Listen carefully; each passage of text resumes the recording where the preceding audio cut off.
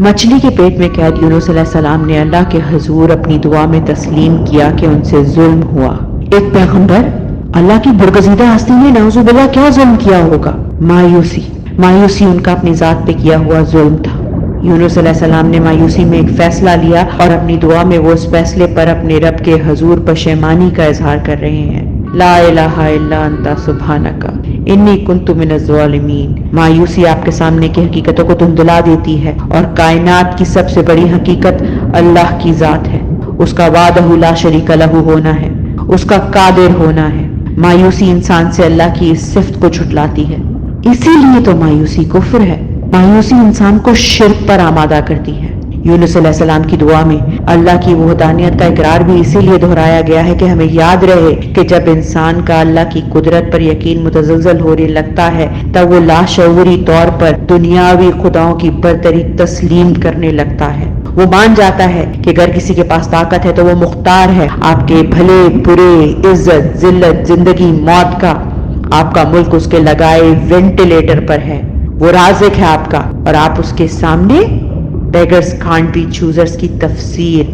وہ جب کہتا ہے کہ we will push you into stone age تو آپ اس کے قدموں میں اپنے بچوں کے سر لا کر رکھ دیتے ہیں۔ اس کے دربار سے قاصد یہ حکم لے کر آ جائے کہ فلاں قابل قبول نہیں تو آپ ایک ادنا نوکر کے ہاتھوں کو آنکھوں سے لگا کر چوم کر اپنی خودداری کو داؤ پر لگا بے قصور لوگوں کو کچلتے ہوئے اس کے حکم کی تعمیل کرنے نکلتے ہیں۔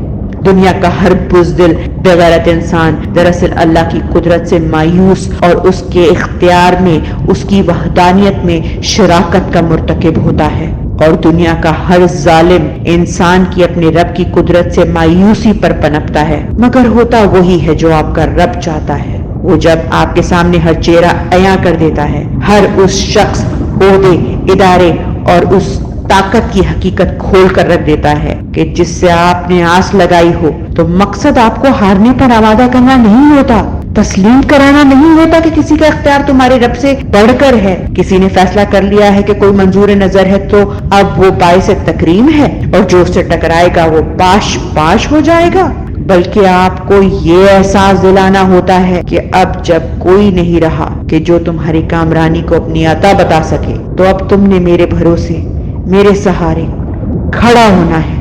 اب تمہاری آنکھیں میری قدرت کے اعتراف کے لیے کھلنی ہیں۔ سوچے کتنا ظلم ہو کہ وہ پل جو آپ کے لیے دور پر تجلی چمکنے جیسا ہو، آپ آنکھیں میں لیے جس میں آپ کے لیے سمندر میں رستہ بننا ہو، آپ عین اس لمحے اپنے گھوڑوں کی باگیں کھینچ رہے ہو، وہ کہ جس میں یہ فیصلہ ہونا ہو کہ آپ کے سامنے کی آگ میں آپ کے قدموں تلے گلزار بننا ہے، آپ اسی ساتھ مایوسی کے بت کے سامنے سرنگوں ہو جائیں۔ اسی لیے بہادر آدمی نظر منزل پر رکھتا ہے، جو میں کر سکتا تھا میں نے کیا۔ اس کا محور اس کا مقصد ہوتا ہے، کیونکہ اس کا رہنما اس کا ایمان ہوتا ہے۔ وہ جانتا ہے کہ اس کے آس پاس گرتے برج اس کے رب کی حکمت کی نشانی ہے، اور جلد ہی اس سے یہ سوال ہوگا، اب کون ہے تمہارا میرے سوا؟ اور ایک وہی اپنی بے نیازی ترک کر کے سر جھکانے کا مقام ہوگا۔